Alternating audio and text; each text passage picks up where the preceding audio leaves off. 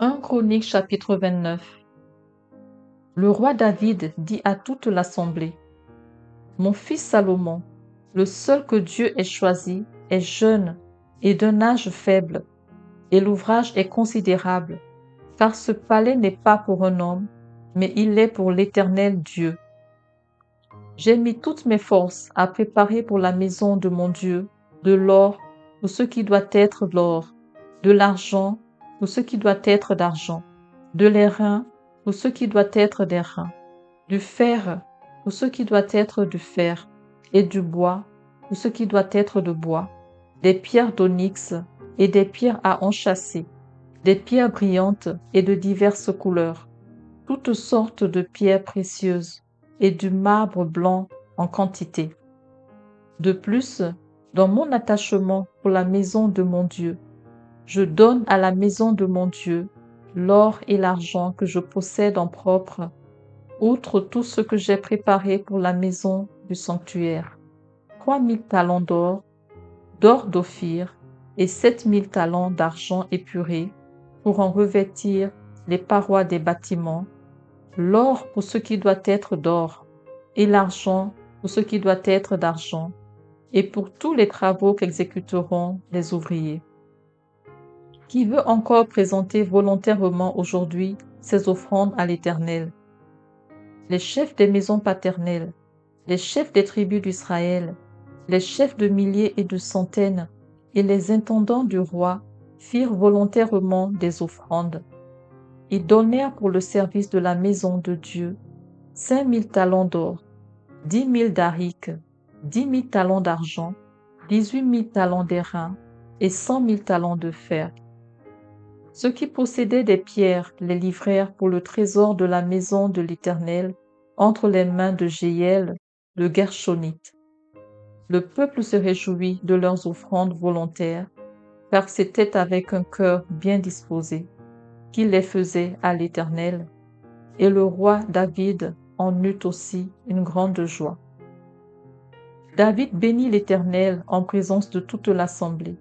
Il dit: Béni sois-tu d'éternité en éternité, Éternel, Dieu de notre Père Israël. À toi, Éternel, la grandeur, la force et la magnificence, l'éternité et la gloire, car tout ce qui est au ciel et sur la terre t'appartient. À toi, Éternel, le règne, car tu t'élèves souverainement au-dessus de tout. C'est de toi que viennent la richesse et la gloire. C'est toi qui domines sur tout. C'est dans ta main que sont la force et la puissance. Et c'est ta main qui a le pouvoir d'agrandir et d'affermir toutes choses. Maintenant, ô notre Dieu, nous te louons et nous célébrons ton nom glorieux. Car qui suis-je et qui est mon peuple pour que nous puissions te faire volontairement ces offrandes?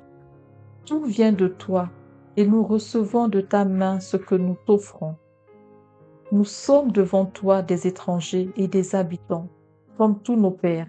Nos jours sur la terre sont comme l'ombre, et il n'y a point d'espérance. Éternel notre Dieu, c'est de ta main que viennent toutes ces richesses que nous avons préparées pour te bâtir une maison, à toi, à ton saint nom, et c'est à toi que tout appartient. Je sais, ô mon Dieu, que tu sondes le cœur et que tu aimes la droiture. Aussi je t'ai fait toutes ces offrandes volontaires dans la droiture de mon cœur. Et j'ai vu maintenant avec joie ton peuple qui se trouve ici t'offrir volontairement ces dons. Éternel Dieu d'Abraham, d'Isaac et d'Israël, nos pères, maintiens à toujours dans le cœur de ton peuple ses dispositions et ses pensées, et affermis son cœur en toi. Donne à mon fils Salomon un cœur dévoué à l'observation de tes commandements, de tes préceptes et de tes lois, afin qu'il mette en pratique toutes ces choses et qu'il bâtisse le palais pour lequel j'ai fait des préparatifs.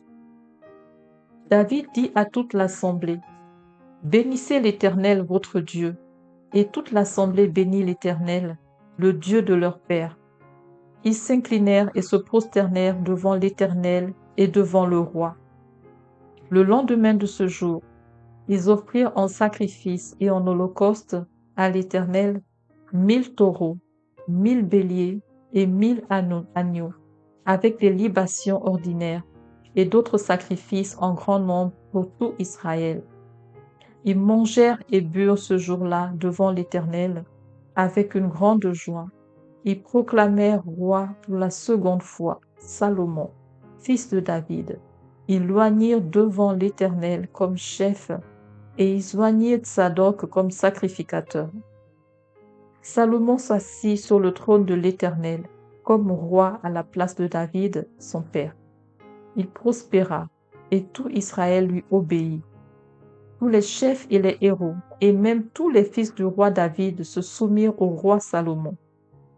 L'Éternel éleva au plus haut degré Salomon sous les yeux de tout Israël, et il rendit son règne plus éclatant que ne fut celui d'aucun roi d'Israël avant lui. David, fils d'Isaïe, régna sur tout Israël. Le temps qu'il régna sur Israël fut de 40 ans. À Hébron, il régna 7 ans, et à Jérusalem, il régna 33 ans. Il mourut dans une heureuse vieillesse, rassasié de jours, de richesses et de gloire. Et Salomon, son fils, régna à sa place. Les actions du roi David, les premières et les dernières, sont écrites dans le livre de Samuel le voyant, dans le livre de Nathan le prophète et dans le livre de Gad le prophète, avec tout son règne et tous ses exploits, et ce qui s'est passé de son temps, soit en Israël, soit dans tous les royaumes des autres pays.